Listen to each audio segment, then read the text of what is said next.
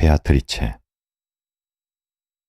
데미안을 다시 만나지도 못한 나는 방학이 끝날 무렵 노네임시로 떠났다. 양친도 함께 따라와서 나를 격려하고는 어느 고등학교의 교사가 감독하는 기숙사에 맡기고는 돌아갔다. 내가 들어간 기숙사가 어떤 곳인가를 만약 양친이 알았더라면 깜짝 놀라 입을 떡 벌리고 말았을 것이다. 문제가 되는 것은 다음과 같은 점이었다. 나는 선량한 아들이 되고 훌륭한 시민이 될 수 있는가? 빗나간 길에 발을 들여놓는 일은 없을까 하는 희망과 의문이었다. 밝은 세계에서 양친의 사랑과 보호를 받으며 행복하게 지내야겠다는 마지막 노력은 내 마음속에 상당히 오랫동안 머물고 있었다. 어떤 때는 그것이 곧 성공적으로 실현될 것도 같았지만 결국은 완전한 실패로 돌아가고 말았다.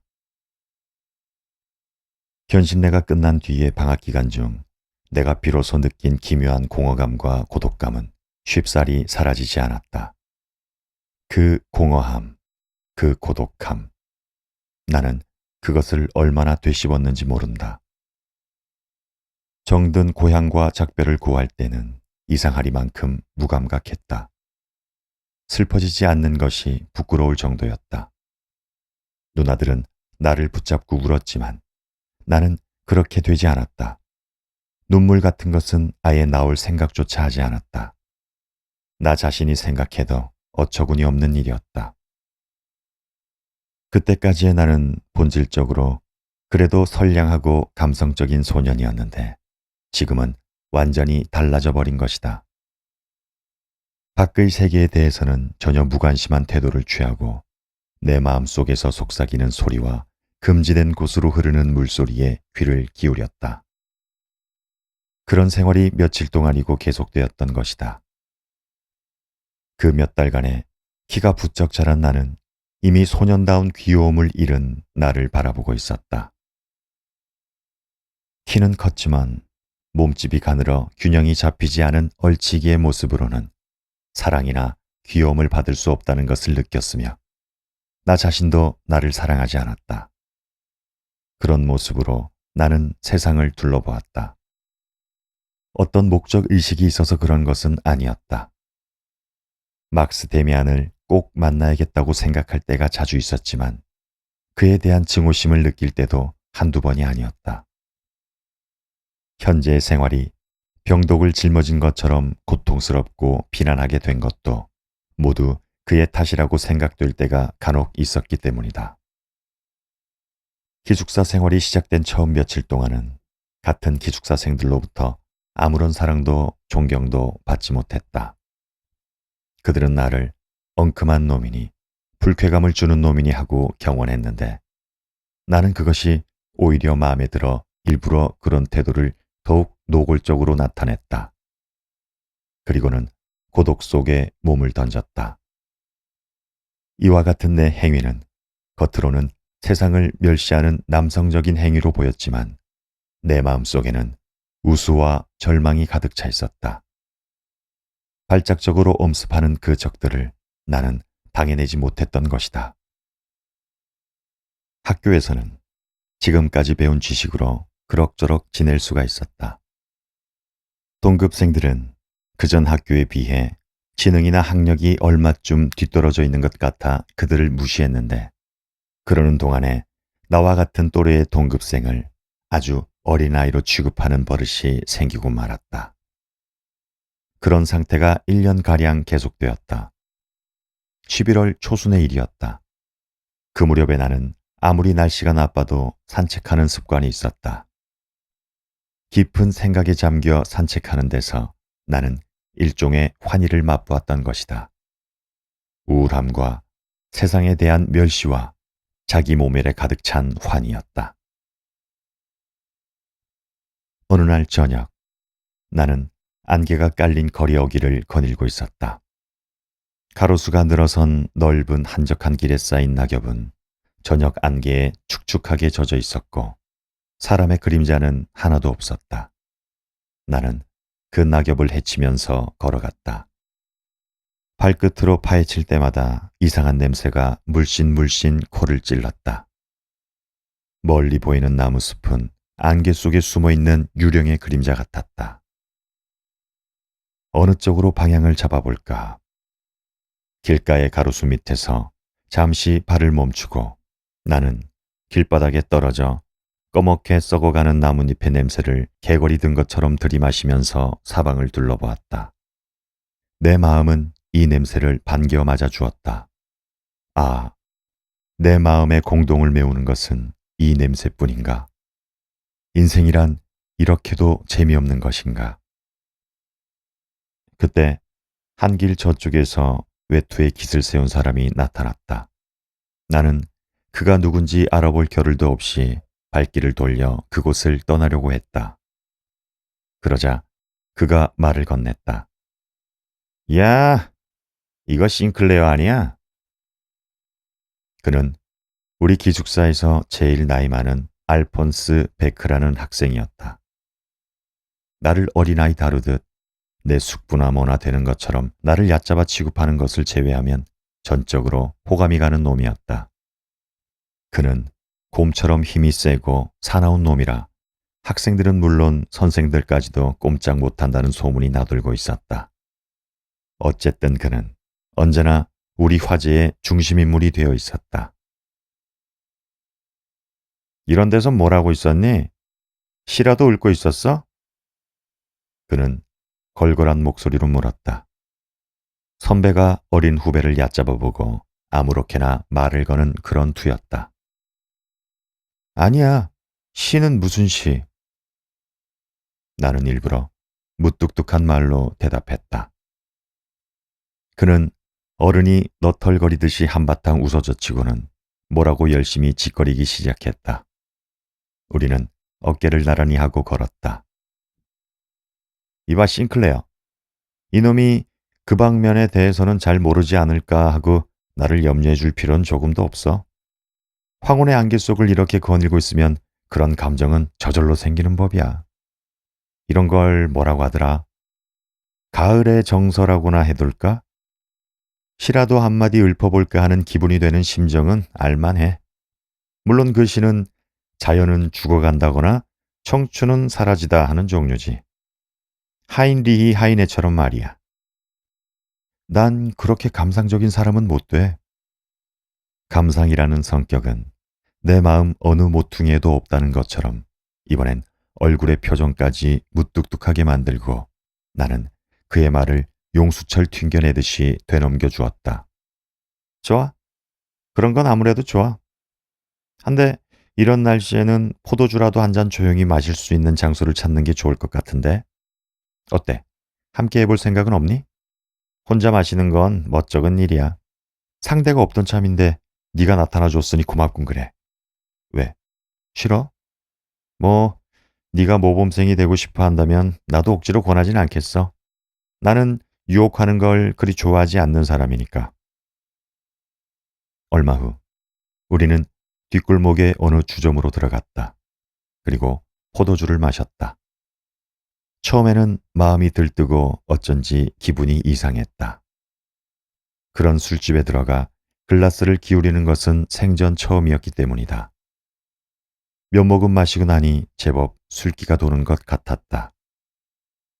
그놈이 내 입을 가볍게 만들고 말았다. 마음의 창문이 하나 열리고 바깥 세계의 빛이 흘러 들어오는 것 같았다. 내가 그토록 많이 짓거린 것은 그때까지 한두 번 있었을까 말까한 정도였다. 술이란 놈의 힘을 빌린 나는 할 말 못할 말 모두 쏟아놓았다. 그러는 사이에 카인과 아벨의 이야기까지 튀어나오고 말았다. 알폰스 베크는 유쾌한 얼굴로 귀를 기울이고 있었다. 아마 상당히 흥미를 느꼈던 모양이다. 나는 데미안이 내게 해주었듯이 새로운 세계의 이야기를 베크에게 해주는 것이 여간 흐뭇하게 생각되지 않았다. 그는 내 어깨를 툭 치더니 아는 것이 굉장히 많은 놈이라고 했다. 지금까지 마음속에 갇혀있는 이야기를 쏟아놓지 못했던 욕구 불만이 충족되었다는 기쁨으로 부풀어 오른 내 가슴은 터질 것만 같았다. 아는 것이 많다고 인정을 받는 것, 더욱이 연장자로부터 상당한 존재라고 인정받는 기쁨은 대단한 것이었다. 아는 것이 굉장히 많은 놈이라고 한 그의 말은 달콤한 포도주의 향기처럼 내 가슴에 스며들었다. 세계는 새로운 빛깔로 물들여지고 사상의 샘물은 줄기차게 솟아오르며 예지의 불길은 하늘을 찌를 듯이 솟구쳐 올랐다. 우리가 술을 마신다는 것을 선생이나 동급생들이 알면 어떻게 할까 하는 염려가 있기도 했으나 그런 건 문제가 아니었다. 우리는 흥에 겨워 서로 지끄려댔다. 이야기가 너무 잘 통하여 곤란을 느꼈을 정도였다. 화제는 그리스 민족이나 이교도에 관한 이야기로 옮겨지고 나중에는 성의 문제까지 다루었다. 베크는 내게 연애의 경험담을 털어놓으라고 말했다. 성의 감정이니 충동이니 하고 늘어놓았으니 내가 연애를 해도 단단히 한 줄 아는 모양이었다. 나는 난처했다. 연애의 경험 같은 건 없었기 때문이다. 내 멋대로 꾸며본 성에 대한 감정의 형태나 그와 비슷한 공상이라면 얼마든지 있었지만 아무리 술의 힘을 빌려도 도저히 그것을 입 밖에 낼 수가 없었다. 여자에 대해서는 베크가 나보다 더 잘 알고 있었다. 그의 이야기를 듣고 있는 동안 나는 나도 모르게 황홀경에 빠져 가슴이 뜨거워지는 것을 느꼈다. 도저히 믿어지지 않는 이야기가 쉴 새 없이 그의 입에서 흘러나왔다. 모두가 처음 듣는 신기한 말이었다. 현실적으로 불가능하다고 생각되었던 일이 바로 눈앞의 현실에서 당연한 것처럼 극히 자연스럽게 이루어지고 있는 것이다. 알폰스 베크는 18살이 될까 말까한 아직 소년이었지만 벌써 여러 가지 경험을 쌓고 있었다. 베크의 이야기에서 기억나는 것은 여자는 특별한 존재인데 그 특별한 것들의 소망이란 사내들의 열띤 시선을 받거나 사랑이나 귀여움을 받고 싶어 하는 것 이외에는 아무것도 없어. 이건 그래도 정도를 낮춰서 얘기한 거야. 특별한 것들 가운데서도 진짜는 그 정도가 아니야. 그것들은 완전한 여자의 값어치를 하고 싶어 하는 여자니까 정말 멋있어. 머리들도 영리하지. 학교 앞에서 문방구를 하고 있는 야겔트 아주머니가 그런 여자야. 그 가게의 카운터 뒤에서 어떤 일이 있었는가. 차마 입 밖에 내지 못할 정도야. 하는 등의 것이었다. 나는 마술에 걸린 사람처럼 멍청하게 앉아 있었다. 야겔트라는 여자는 어떤 사람일까 하는 호기심 때문에 다른 것은 미처 생각할 사이가 없었다. 그 가게에서는 내가 지금까지 꿈을 꾸어온 것과 같은 달콤한 일들이 샘물처럼 솟아나고 있는 것 같았다. 물론 과장된 말이긴 했겠지만 모든 것이 내가 생각하고 있는 연애보다 비속하고 평범했다. 그러나 그것은 엄연한 현실이고 생활이며 동시에 모험이었다. 그런 것들을 체험한 사나이가 내 앞에 앉아 있는 것이다. 우리의 이야기는 한 고비를 넘긴 것 같은 느낌을 주었다. 베크의 여자 이야기에 귀를 기울이고 있는 나는 이미 아는 것이 굉장히 많은 놈이 아니라 어른의 이야기를 열심히 듣고 있는 어느 소년에 지나지 않았다. 그러나 몇 달 전에 S라는 소년보다는 훨씬 비약된 존재라고 생각되었다. 여하튼 그 당시의 생활에 비하면 모두가 황홀하고 아름다운 꿈의 낙원과 같았다. 나중에 알았지만 우리가 이야기한 것은 모두 금지된 일에 속하고 있었다. 술집에 앉아 있다는 것, 포도주를 마셨다는 것부터가 그랬다. 나는 알폰스 베크라는 사탄과 함께 금단의 열매를 건드려 본 것이다. 나는 거기서 불길이 치솟는 것 같은 혁명적인 기분을 맛보았던 것이다. 그야말로 모험적인 체험이었다. 그날 밤에 있었던 일은 지금까지도 생생하게 내 기억 속에 남아있다. 술집에서 나온 우리 두 사람은 가스등이 희미한 불빛을 던지고 있는 길을 눅눅한 밤바람을 쐬면서 걸어갔다. 한밤중이었다. 나는 생전 처음으로 술에 취해 있었다. 술에 취한 기분이란 상쾌한 것이 아니라 오히려 고통스러웠다. 그러나 그 고통에는 매력이라고 할까, 감미로움이라고 할까, 뭐라 형언할 수 없는 이상한 힘 같은 것이 있었다. 그것은 반역과 광연이었다. 생명이고 불길이었다. 나는 비틀거리면서 걸었다. 베크는 걸음을 똑바로 걸으라면서 술의 초심자인 나를 나무랐지만 술의 선배로서 후배를 돌보는 데는 조금도 수고를 아끼지 않았다. 머리가 빙빙 돌아 몸을 가누지 못하던 나는 그에게 업혀가다시피 하여 기숙사로 돌아갔다. 마침 현관문이 열려 있었기 때문에 무사히 들어갈 수가 있었다. 죽은 듯이 잠에 빠져 있던 나는 문득 눈을 떴다. 술기운이 가시고 맑은 정신이 돌아오기 시작함에 따라 의미를 알 수 없는 피해와 고독이 엄습해 왔다. 나는 침대 위에 일어나 앉았다. 잠옷으로 갈아입지도 않고 속옷만 입은 채 그대로 드러 누웠던 모양이었다.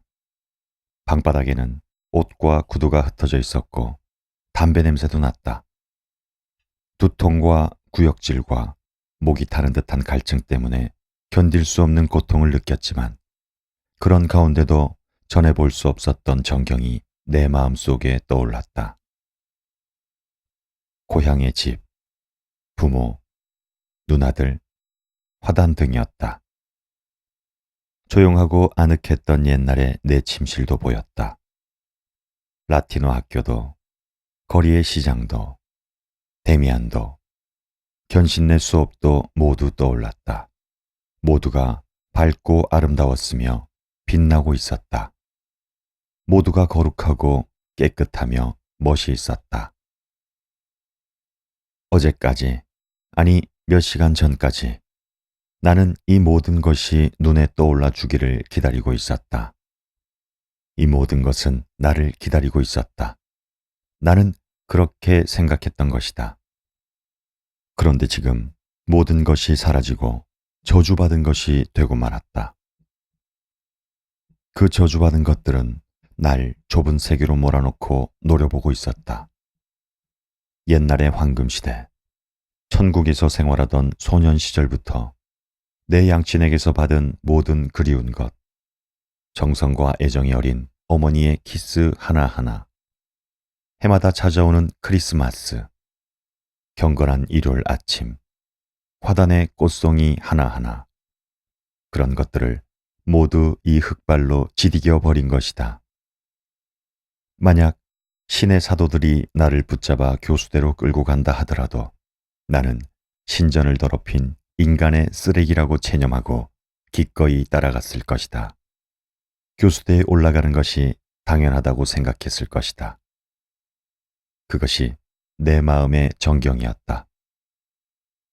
세상을 무시하고 두 손을 흔들면서 자연을 활보하였던 나. 지성을 자랑하고 막스 데미안의 사상에 흡수되어 완전히 동화되었던 나. 그런 내가 인간의 쓰레기로, 주정뱅이로, 욕망을 누르지 못하는 광포한 짐승으로 전락해버린 것이다. 모든 것이 순결하고 아름다운 애정에 가득 차 있던 하원에서 나온 내가, 바흐의 음악과 아름다운 시를 사랑하던 내가 이 꼴이 되고 만 것이다. 내 귀에 내 웃음소리가 들렸다. 고주망태가 된 주정뱅이의 힘없는 웃음소리다. 등신처럼 까닭없이 터뜨리는 웃음소리다. 나 자신의 입에서 나온 웃음소리지만 듣고 있자니 은근히 화가 난다. 이것이 나라는 인간이다. 그럼에도 불구하고 그와 같은 고통을 겪는 것이 거의 쾌락에 가까운 것으로 생각되는 것이었다. 그만큼 나는 오랫동안에 걸쳐 무감각한 생활 속을 헤매고 있었던 것이다. 내 마음은 반환하고 어두운 한쪽 구석에 밀어붙여진 채 입을 다물고 있었다. 때문에 내 영혼은 자학과 자책, 불안과 공포 등의 감정까지도 환영하지 않을 수 없었던 것이다. 나는 거기에서 어떻다 말할 수 없는 것이 하나의 감정의 형태를 갖추고 나타나는 것을 보았다. 불타오르는 불길이 있고 맥박치는 심장의 고동이 있었다. 어둡고 비참한 혼란 속을 방황하면서도 나는 어딘가 모르게 속박에서 풀려나는 일종의 해방감 같은 것을 느꼈다. 얼어붙은 대자연에 따뜻한 봄의 입김이 뿌려지는 것과도 같은 느낌이었다. 그것은 어디까지나 마음의 세계에서 일어나는 일이었다. 마음을 싸고 있는 외형적인 내 육체는 전락의 길을 줄다름치고 있었다. 술을 마시고 주종을 부린 것은 한두 번이 아니었다. 우리 학교의 술친구들은 하루가 멀다 하고 술집 문턱이 닳도록 드나들었다. 그러고는 도깨비 소동을 벌였다. 나도 그들 가운데 한 사람이었는데 나이는 제일 어렸지만 얼마 안 가서 술집에만 들어가면 주정을 부리는 명물이 되고 말았다. 내일은 신경 쓰지 말고 우선 마시고 보자는 주당 기질을 유감없이 발휘했기 때문에 내 인기는 언제나 절정을 고수하고 있었다. 나는 다시 어두운 세계에 발을 들여놓고 악마들과 한패가 된 것이다. 그리하여 나는 이 어두운 세계를 주름잡는 멋있는 놈으로 통하게 되었다. 그러한 환경 속에 몸을 던졌지만 나는 서글픈 기분에서 벗어나지 못했다. 자멸적인 난맥 상태에서 해가 지고 달이 뜨는 나날이 거듭되는 가운데 기숙사생들로부터는 왕촌이, 멋쟁이니, 악마 같은 놈이니, 머리가 겁나게 잘 돌아가는 아주 재미있는 놈이니 하는 찬사를 받으면서도 내 영혼 속에 도사리고 있는 불안 때문에 가슴을 죄고 있었던 것이다. 지금도 기억에 남아있지만 어느 일요일 아침 술집에서 나왔을 때 나는 길거리에서 놀고 있는 아이들을 보고는 나 자신도 모르게 눈물을 흘렸다. 일요일에 나들이 옷을 입고 머리를 곱게 빗은 아이들의 모습이 천사처럼 아름답게 보였기 때문이다. 모두가 밝고 즐거운 얼굴이었다. 음산한 술집의 더러운 테이블에 둘러앉아 맥주를 엎지르면서 술기운을 얻어 가벼워지고 대담해진 혀끝을 거침없이 놀려대던 내가 아닌가. 그러나 때로는 아무에게도 보이지 않는 내 마음 속에서 그러한 나를 힐책하는 또 하나의 나의 목소리를 듣고 내가 비웃던 일체의 것을 두려워하는 마음을 가졌으며 나 자신의 영혼 앞에, 과거 앞에, 어머님 앞에, 하나님 앞에 무릎을 꿇고 마음으로부터 우러나는 눈물을 흘리기도 했던 것이다. 내가 술친구들과 함께 어울리면서도 고독과 고뇌에서 벗어나지 못한 데는 그만한 이유가 있었다. 하기야 술집에만 들어가면 왕초로 통했고 아무리 성미가 고약한 놈이라도 감탄시킬 만한 독서를 갖고 있기는 했다. 내가 술친구들과 함께 어울리면서도 고독과 고뇌에서 벗어나지 못한 데는 그만한 이유가 있었다. 하기야 술집에만 들어가면 왕초로 통했고 아무리 성미가 고약한 놈이라도 감탄시킬 만한 독서를 갖고 있기는 했다. 선생이나 학교, 양친, 교회 등에 대해서 내 의견을 털어놓는다 하면 그 독서를 종횡무진으로 휘둘러 용기와 재치를 과시했다. 기막히게 추잡한 이야기를 들어도 눈썹 하나 까딱 안 했고 때로는 나 자신이 상스러운 소리를 짓거리기도 했다. 그러나 술친구들이 여자에게 가는 데에는 절대로 끼어들지 않았다. 때문에 술판이 끝나면 나는 언제나 외톨이가 되는 것이었다. 성격적으로 보아 나는 바람기가 다분히 있는 남봉꾼이 틀림없고 그 남봉을 부릴 용기도 분명히 있을 텐데 이성에 대한 사랑과 동경을 밖으로 드러내지 못하고 속으로 끙끙 앓는 것이 나 자신도 이상하게 생각되었다. 사실 나는 그러한 사랑과 동경을 거의 절망적인 것으로 보고 가슴을 태우기만 했던 것이다. 나 이상으로 감상적이고 나 이상으로 가슴에 상처를 입기 쉬운 놈은 없었다. 나 이상으로 내성적인 성격을 가진 놈은 없었다. 가끔가다 내 앞을 지나가는 젊은 여자들을 볼 때가 있는데 순결하고 명랑하고 우아한 그 모습은 내 머릿속에 새겨지는 깨끗하고 멋있는 꿈이 되었다. 그 밖에는 아무것도 아니었다.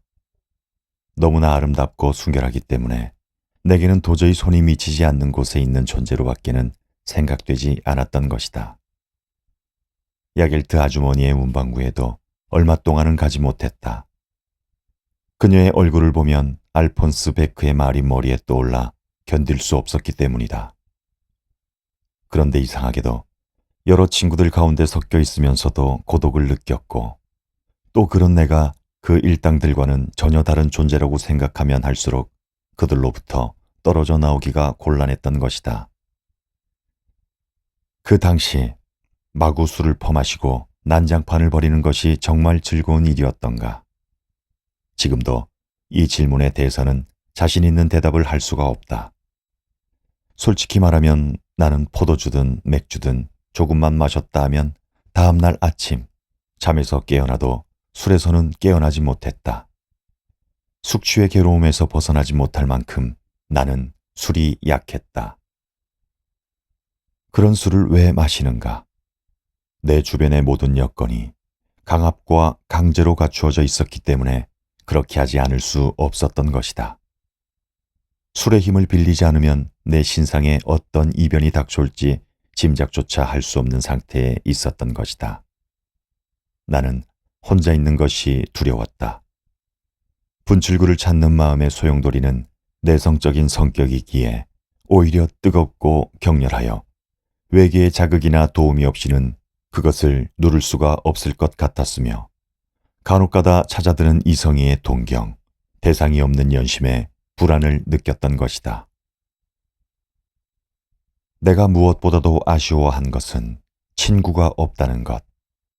마음이 통하는 친구가 없다는 사실이었다.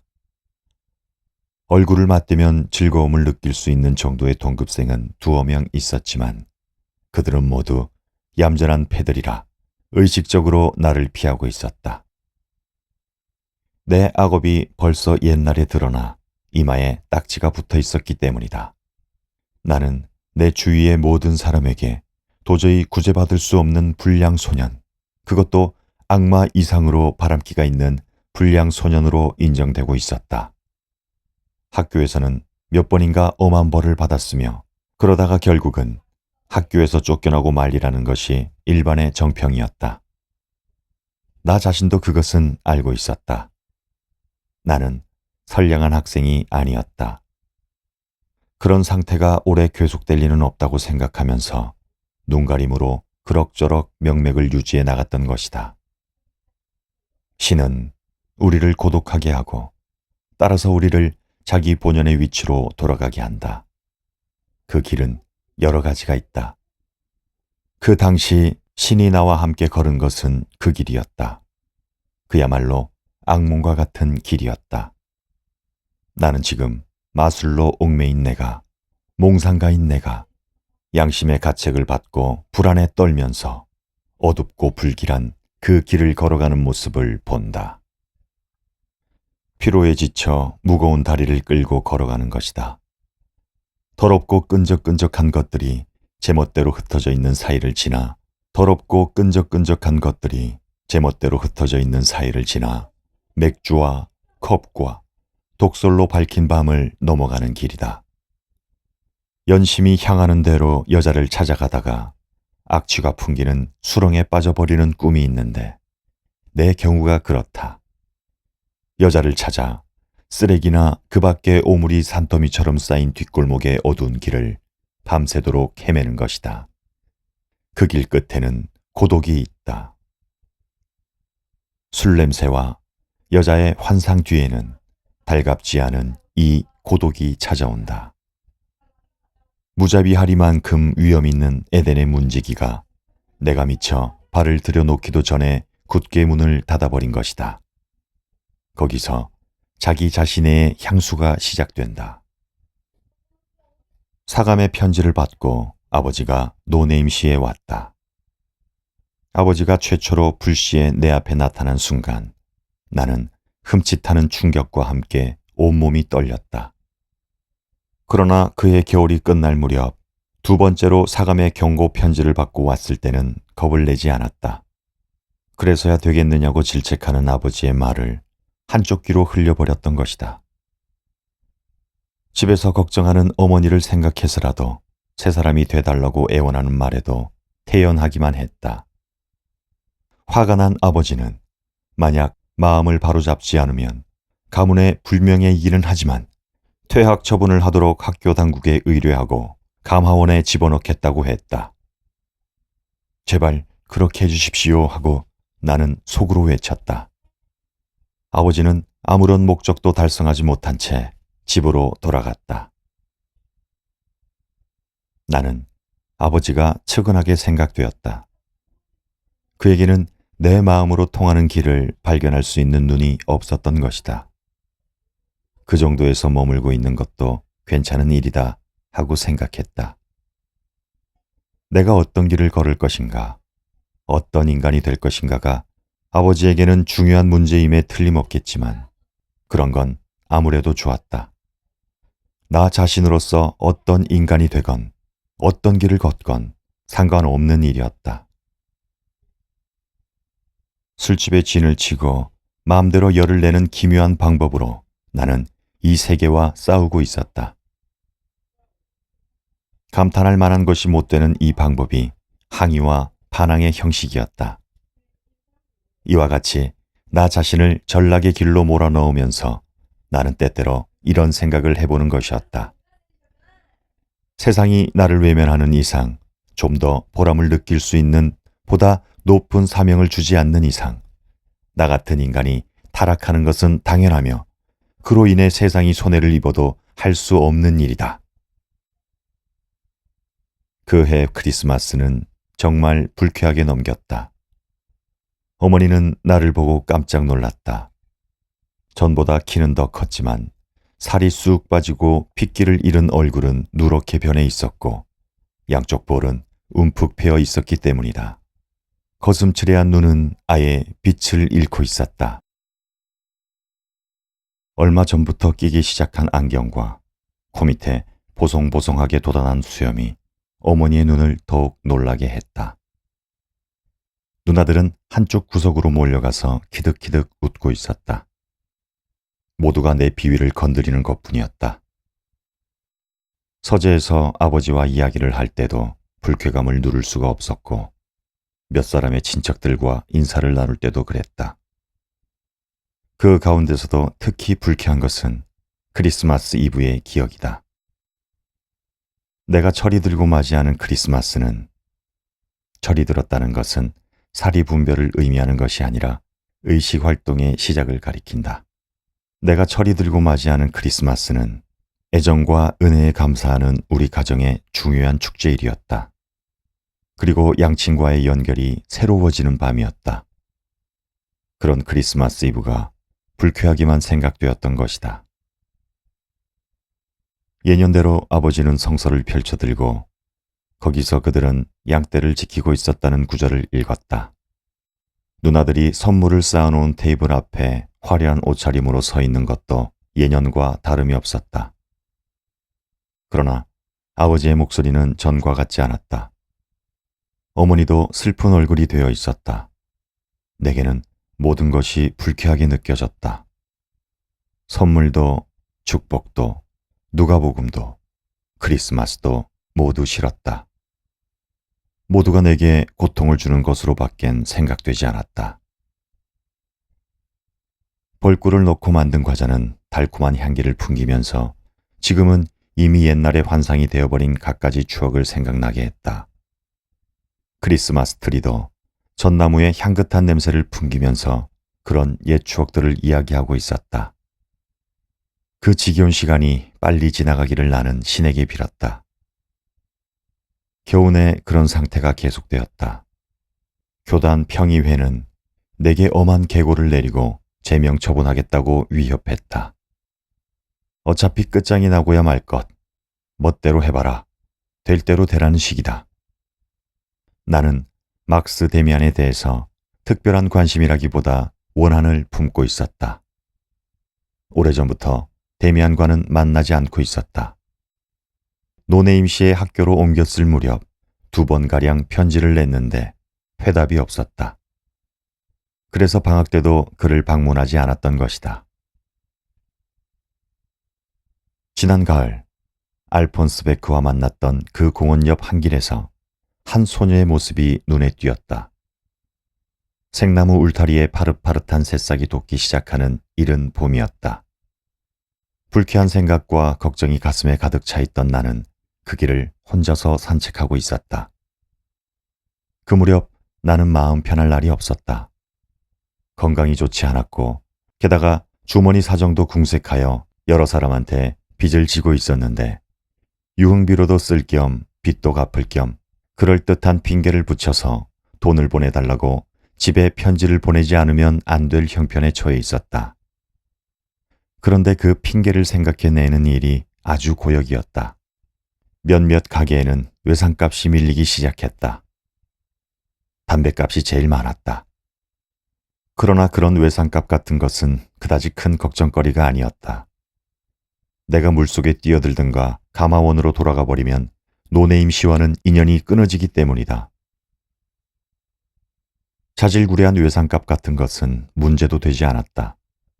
그러나 문제거리는 되지 않아도 그 향기롭지 못한 것들과 줄곧 얼굴을 맞대고 살아온 것은 사실이며 그로 인해서 치러야 하는 괴로움도 전혀 없었던 것은 아니다. 내가 만났던 그 소녀는 늘씬한 키에 화사한 옷차림을 하고 있었으며 얼굴은 영리한 사내아이처럼 보였다. 나는 첫눈에 마음이 끌리고 말았다. 나는 그런 타입을 좋아하였다. 나보다 별로 나이가 많아 보이지 않았지만 우아하고 점잖은 몸매는 완전히 어른이 된 여자라고 해도 좋을 만큼 성숙해 보였다.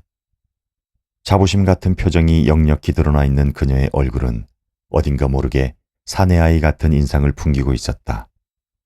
무엇보다도 그것이 내 마음을 끌었던 것이다. 나는 그때까지 내 마음에 드는 소녀에게 실수 없이 접근해 본 적이 없었다. 그 소녀의 경우도 마찬가지였다. 그러나 이전에 어떤 소녀보다도 내 가슴에 깊은 인상을 남긴 그 소녀를 간단히 잊을 수가 없었다. 첫눈에 나를 미치도록 반하게 한 그 소녀가 내 생애에 끼친 영향은 실로 컸던 것이다. 숭고한 우상, 숭배할 수 없는 하나의 우상이 갑자기 내 눈앞에 나타난 것이다. 아, 그 욕구와 그 충동. 그것은 두려움과 존경의 소망만큼이나 내 가슴을 찌르고 죄었던 것이다. 나는 그 소녀에게 베아트리체라는 이름을 붙였다.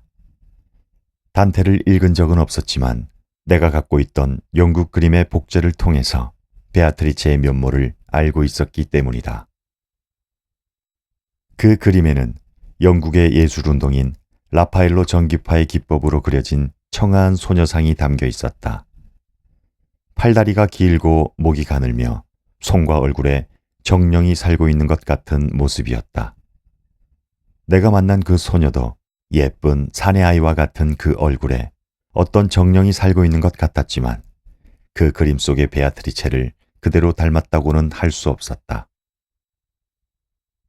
베아트리체와 이야기를 나눈 적은 한 번도 없었다. 그런데도 나는 그 무렵 그녀로부터 상당한 영향을 받았던 것이다. 나는 그 소녀의 우상을 내 마음속의 제단에 모셔놓았다.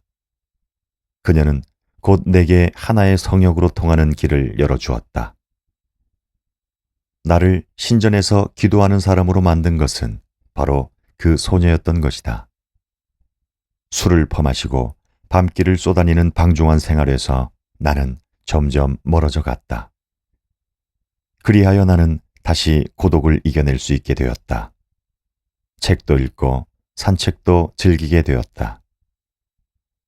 생활 태도가 돌변하자 주위에서는 나에 대한 멸시와 조소가 빗발치듯 했다. 하지만 내 마음은 동요하지 않았다. 사랑할 수 있는 것, 숭배할 수 있는 우상이 있었기 때문이다. 나는 잃었던 이성을 다시 찾게 되었다. 예감과 신비에 가득 찼던 내 인생이 여명을 뚫고 다시 시작된 것이다. 덕분에 나는 멸시나 비웃음 같은 것은 아무런 부담도 없이 가볍게 받아넘길 수가 있었던 것이다. 실제로는 자신이 숭배하는 우상의 노예에 지나지 않았지만 그래도 나는 자기 자신의 위치로 돌아간 것이다. 그 시절을 생각하면 나는 가슴 뭉클한 감동을 누를 수가 없다.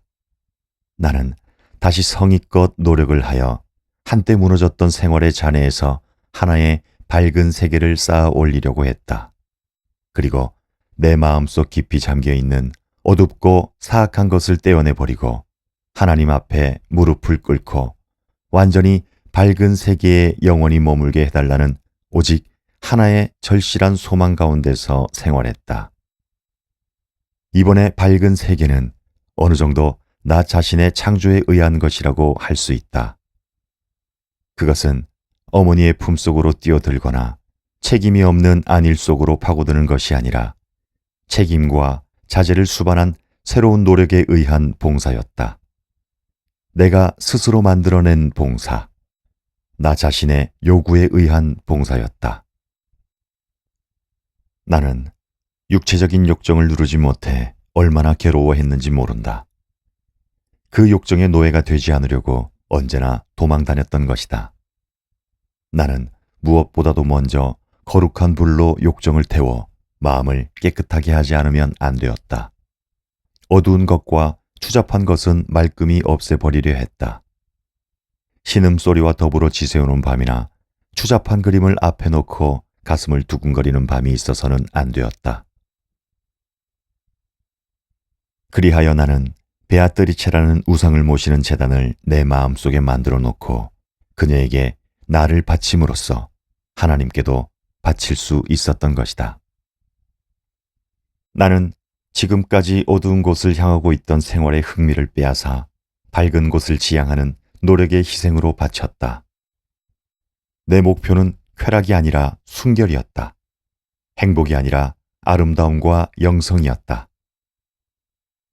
그 베아트리체라는 우상에 대한 숭배는 내 생활을 송두리째 바꿔놓았다. 조숙한 독설가였던 어제의 나는 성자가 되려고 선과 덕을 쌓는 사제가 되어 있었다. 나는 지금까지의 퇴폐적인 생활을 버리는 데서 그친 것이 아니라 모든 것을 새롭게 하려고 결심했다. 순결과 고귀함과 품위를 새로 개척한 내 생활 구석구석에까지 불어넣으려고 노력했다. 식사 때의 에티켓부터 말씨나 옷차림에 이르기까지 일일이 정신을 쏟았다. 아침 일찍 일어나서 제일 먼저 냉수 마찰을 했는데 처음에는 상당한 무리를 하지 않으면 안 되었다. 언제나 품위 있는 태도와 단정한 자세를 취하려고 노력했고 걸음을 걸을 때도 위엄을 갖추려고 했다.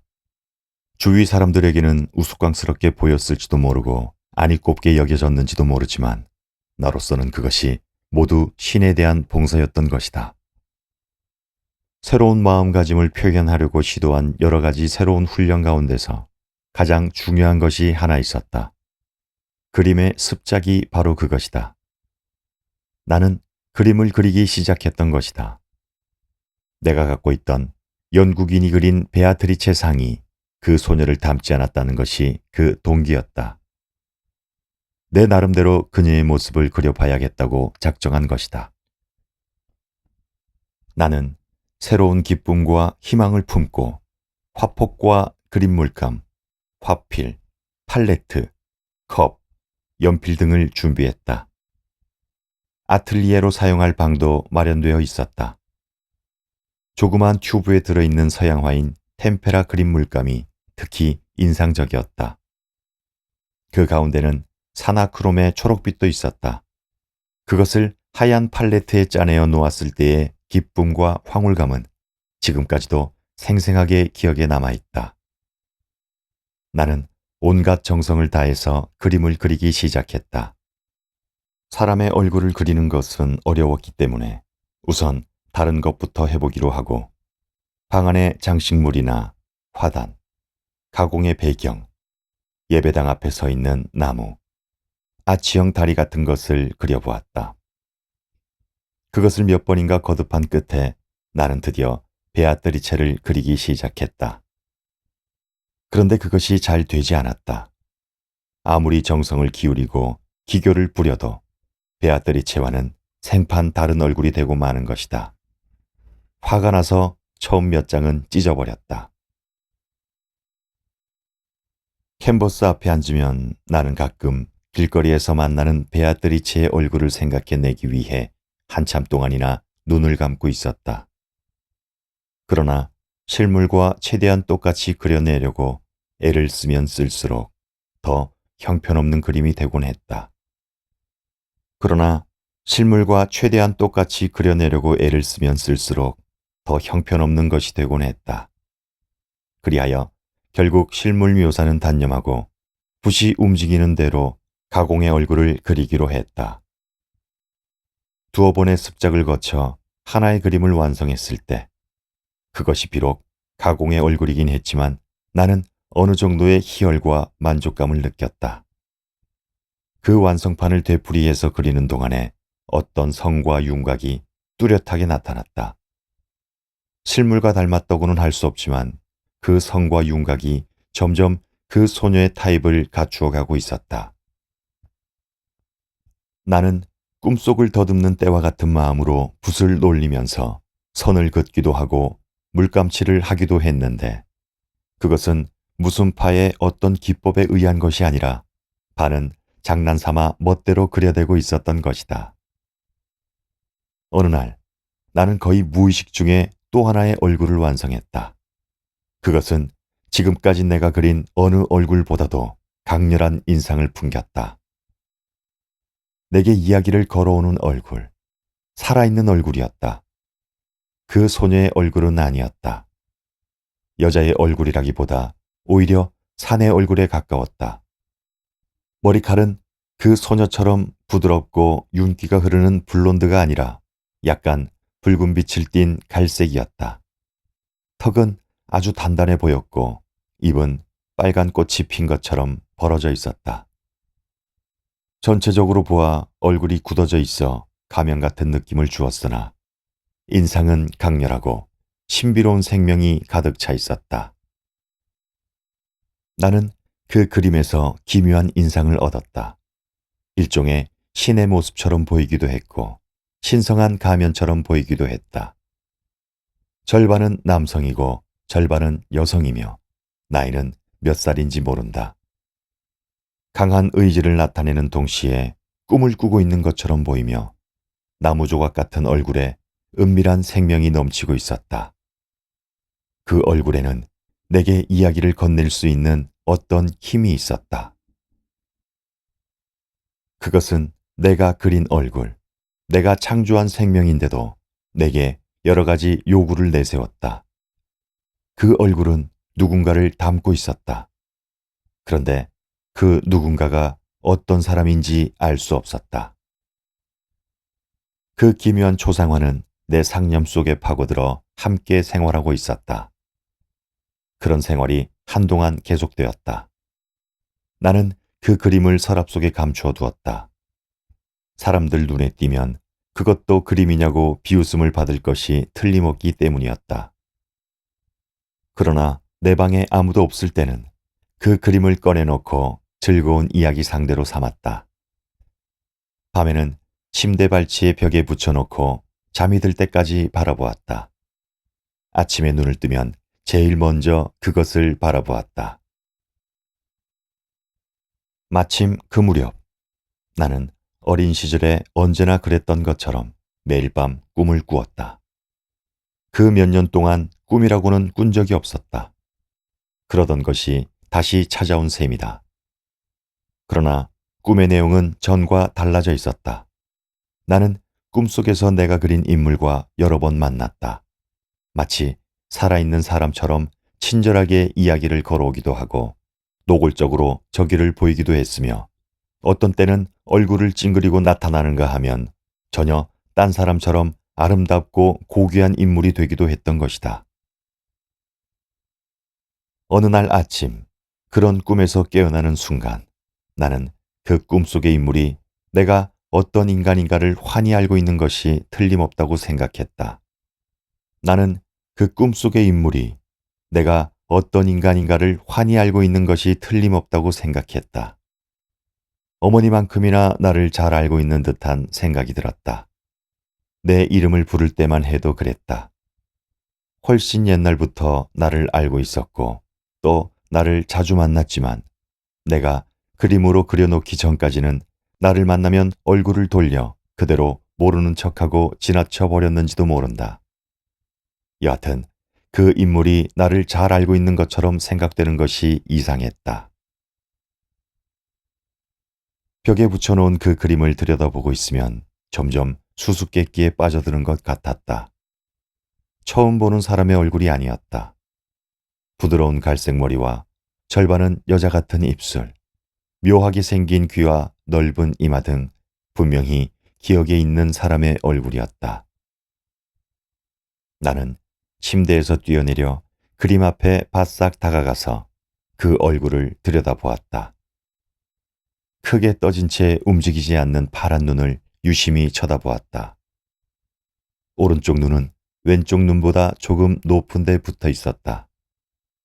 그런데 갑자기 그야말로 뜻하지 않게 그 오른쪽 눈이 약간 움직인 것이다. 틀림없이 움직인 것이다. 나는 이 경련적인 움직임을 보고서야 비로소 그 인물이 누구인가를 알아냈다. 이걸 여태껏 모르고 지냈다니. 나는 속으로 환호성을 올렸다. 그것은 바로 데미안의 얼굴이었다.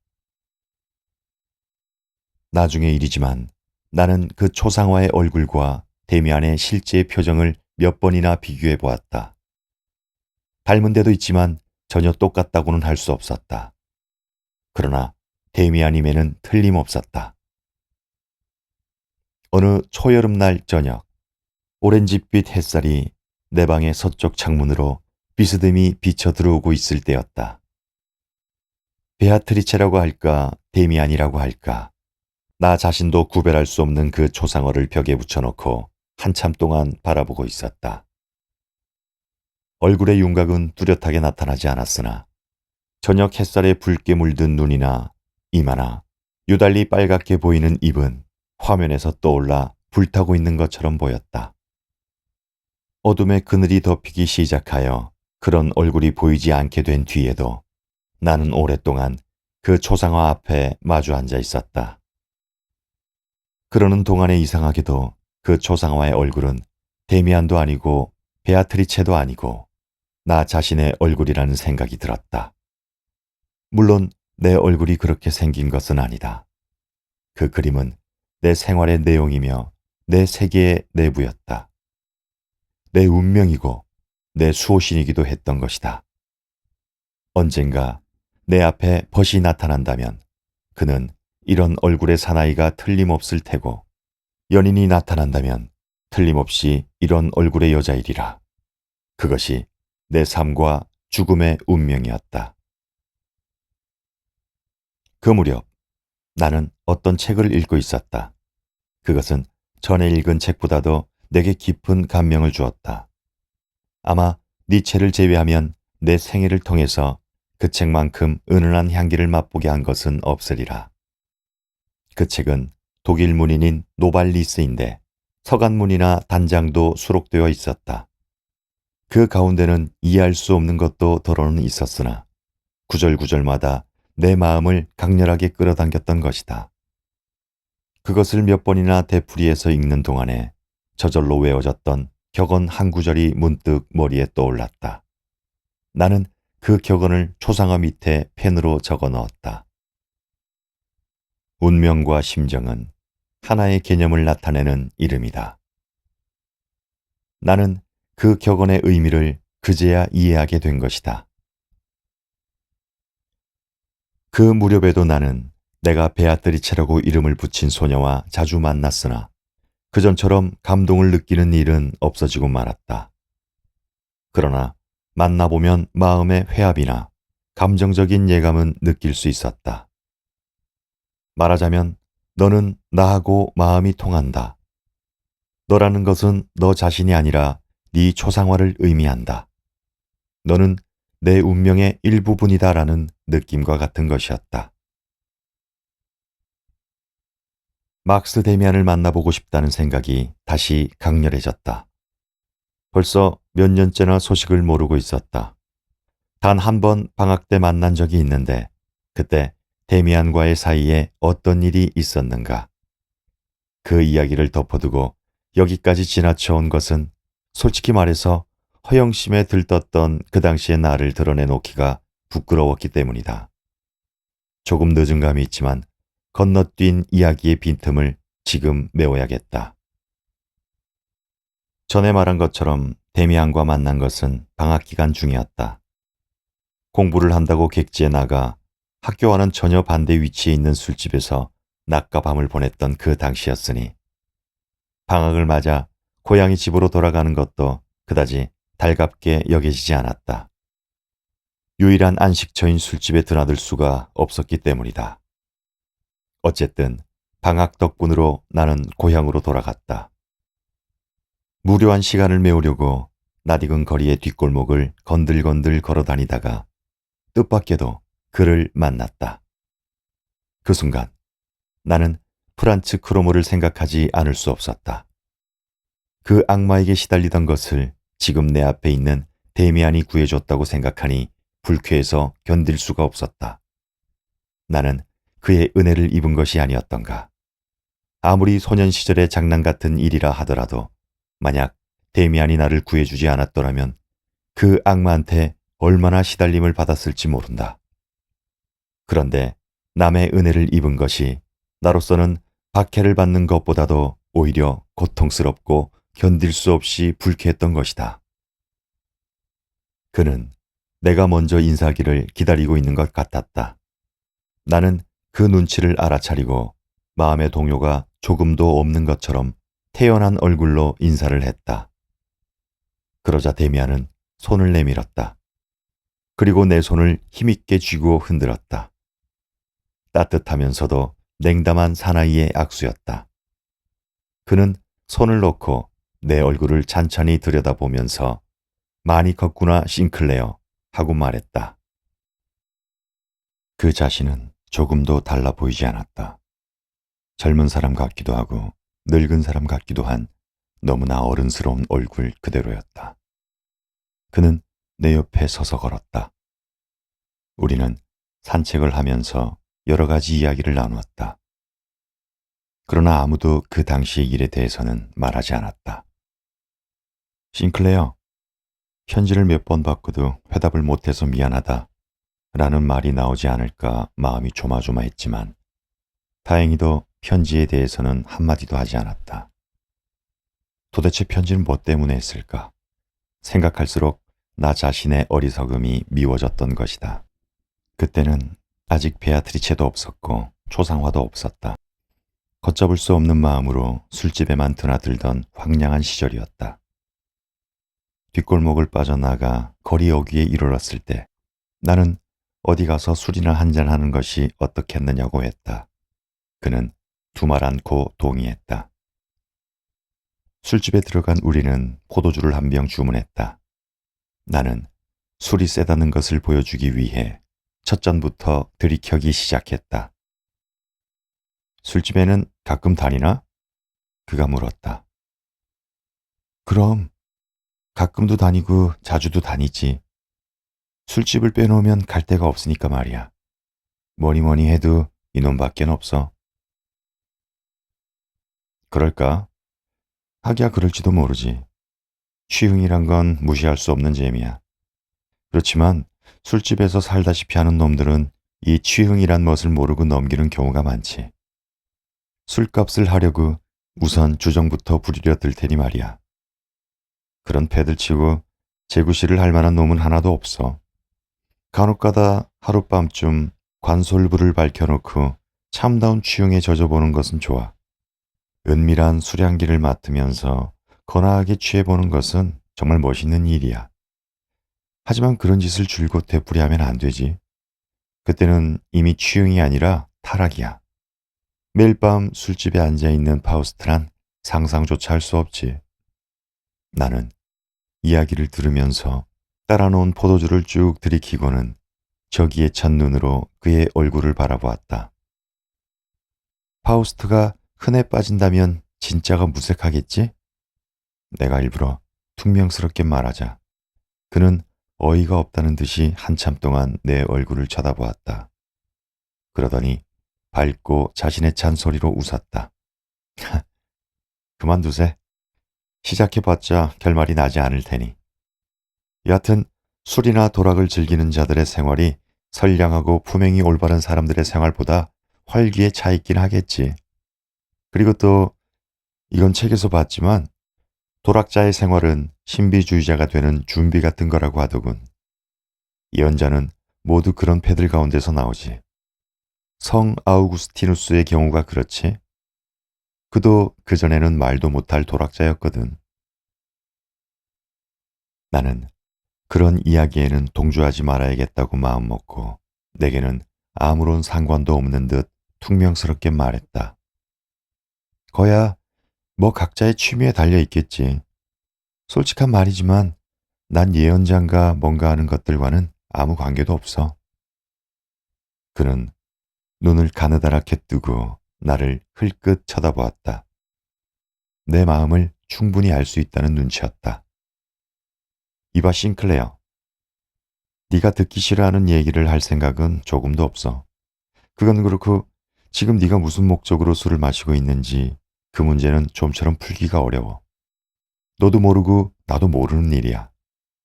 하지만 네 생활을 현재의 것으로 만들어 준 것은 알고 있어. 네가 무엇 때문에 술을 마시는가 그 목적을 알고 있지.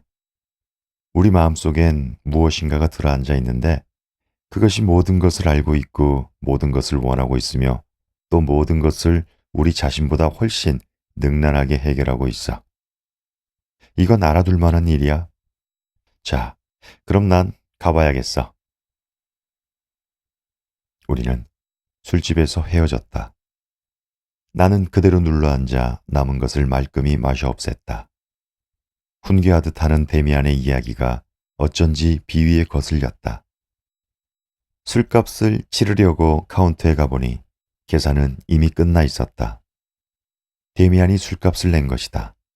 나는 더욱 화가 났다. 내 머리는 데미안으로 가득 차 있었다.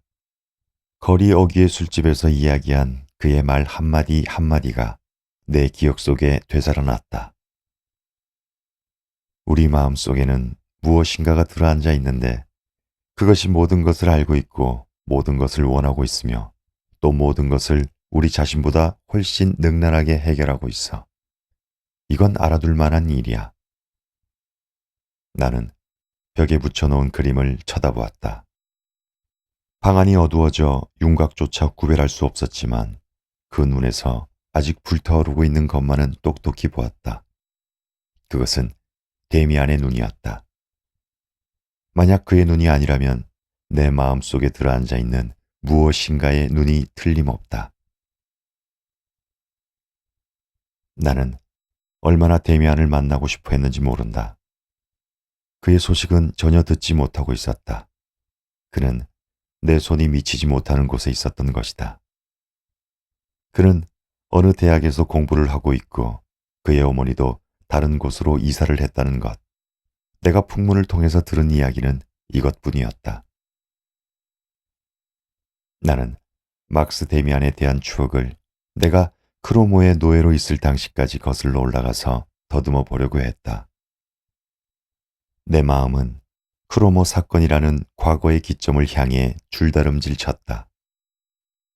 그러자 데미안이 내게 해준 여러 가지 이야기가 바로 옆에서 말하는 것처럼 들려왔다. 모두가 지금까지도 산 의미를 갖고 있는 이야기였다. 데미안의 이야기는 모두가 나와 밀접한 관계를 갖고 있는 일에 대한 것이었다. 그다지 유쾌한 자리라고는 할 수 없었던 거리 어귀의 그 술집에서 한 도락자와 예언자의 이야기도 그 의미를 충분히 납득할 수 있었다. 도락자의 길이야말로 내가 갈 길이 아닌가. 나는 술집과 불결, 혼미와 타락 속에서 생활하고 있지 않았던가. 그런 생활을 한 끝에 새로운 생명이 움트고 그 생명에 의해서 과거와는 정반대로 어떤 것이 내 마음속에 들어앉지 않았는가. 순결의 욕구와 성스러운 것의 동경이 활발해지지 않았는가. 이와 같이 나는 추억을 뒤쫓고 있었다. 어두워진 지 이미 오래되었고 밖에선 비가 내리고 있었다. 추억을 더듬는 가운데도 빗소리가 들려왔다. 밤나무 밑에서 만났을 때 데미안은 프란츠 크로모와의 관계로 내 마음을 캐고 들어 비밀을 알아맞힌 것이다. 그 밖에도 여러 가지 장면이 파노라마처럼 눈앞에 펼쳐졌다. 학교에 갈 때나 집으로 돌아올 때 주고받은 이야기며 견신 내의 수업, 의식 등이 생생하게 떠올랐다. 맨 나중에 생각난 것은 데미안과 맨 처음 만났을 때의 장면이었다. 그때 무슨 말을 했는지 얼른 생각이 나지 않았다. 마음을 가라앉히고 잠시 기억의 세계를 더듬었다. 그러자 가물거리면서 떠오르는 것이 있었다. 카인의 이야기였다. 그는 카인의 이야기에 대해서 새로운 해석을 내리고 나와 함께 우리 집 앞으로 갔었다. 데미안은 대문 위에 아치형 장식에 새겨져 있는 낡고 퇴색한 문장을 바라보면서 저런 게 재미있어. 주의 깊게 봐. 하고 상당한 흥미를 나타냈던 것이다. 그날 밤 나는 데미안과 문장에 대한 꿈을 꾸었다.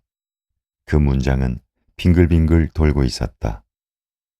자세히 보니 돌고 있는 것이 아니라 여러 가지 모양과 색깔로 변하고 있었다. 아주 작게 색깔도 잿빛으로 바뀌는가 하면 갑자기 크고 찬란한 색깔로 변하기도 했다.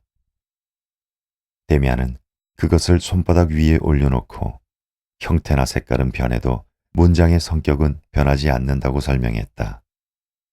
그리고 나중에는 그 문장을 먹어보라고 했다. 그것을 꿀꺽 삼켜버리자 문장의 새가 내 뱃속에서 점점 커지더니 날카로운 부리로 안에서 내 몸을 파먹기 시작했다. 깜짝 놀라 죽음의 공포를 몰아내려고 악을 쓰는 순간 꿈이 깼다. 눈을 떠보니 한밤중이었다. 캄캄해서 아무것도 보이지 않았다. 바람에 날린 빗줄기가 방바닥을 두드리고 있어 창문을 닫으려고 침대에서 내려섰는데 그때 방바닥에 떨어져 있는 어떤 것이 발에 밟혔다.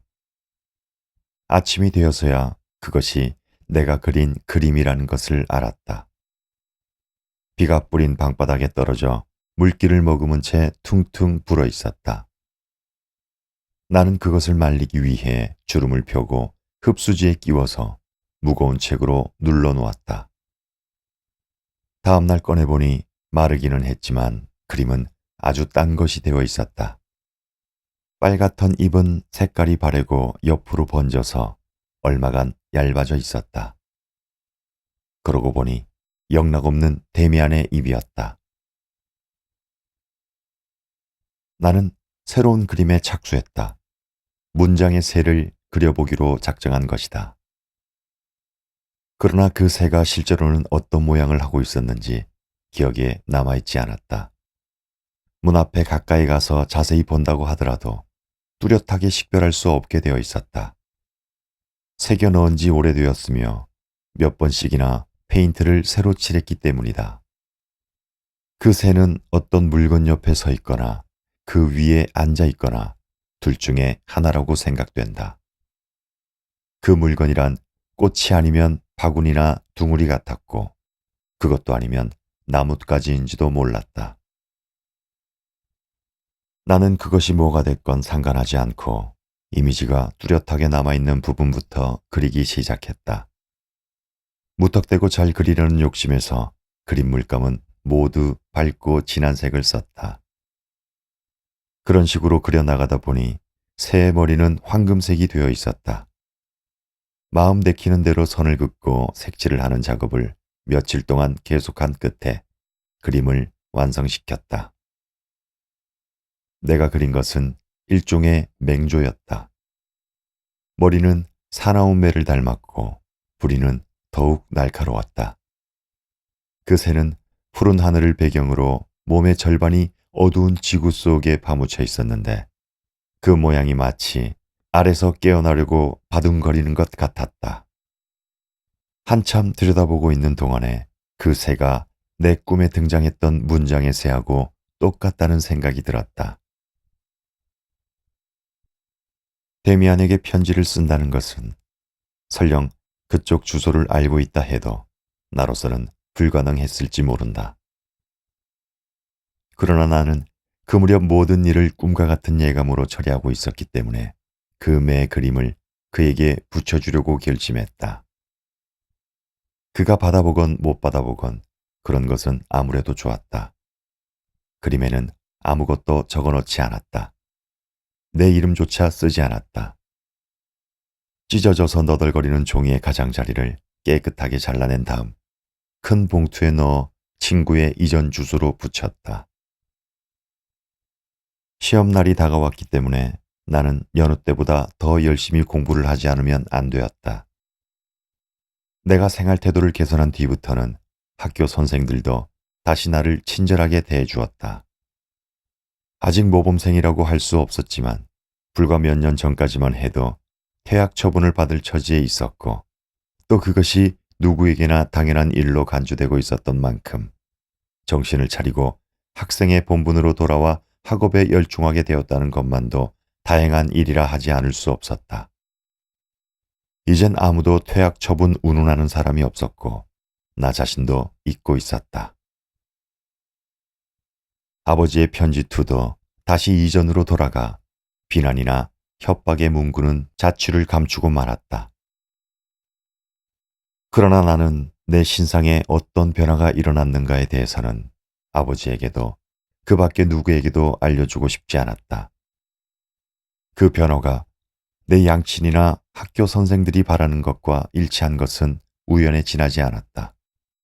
어쩌다 보니 그렇게 맞아 들어간 우연의 일치였던 것이다. 사람이 달라졌다고 해서 내 환경도 달라진 것은 결코 아니었다.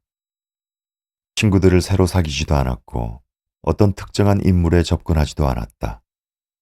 그 신상의 변화는 나를 한층 더 고독하게 만들었을 뿐이다. 그 변화는 어딘가에 목표를 두고 있었다. 그 목표는 막스 데미안인 것도 같고 먼 곳에 있는 운명인 것 같기도 했는데 확실한 것은 나 자신도 알 수 없었다. 변화의 한가운데에 서 있었기 때문이다. 그 변화는 베아트리체가 나타나고 나서부터 시작되었다. 그러나 나는 벌써 오래전부터 데미안을 생각하면서 비현실적인 생활을 하고 있었기 때문에 베아트리체를 까맣게 잊어버렸다. 만약 어떤 계기가 없었다면 나는 내 꿈과 내가 기대하는 것과 내면적인 변화에 대해 아무에게도 이야기하지 못했을 것이다. 그럴 생각이 있었다고 해도 불가능했을 것이 틀림없다. 아니, 그럴 생각조차 하지 못했을지도 모를 일이다. 단 한마디라도 사람들 앞에서 털어놓는 것이 가능한 일이었을까?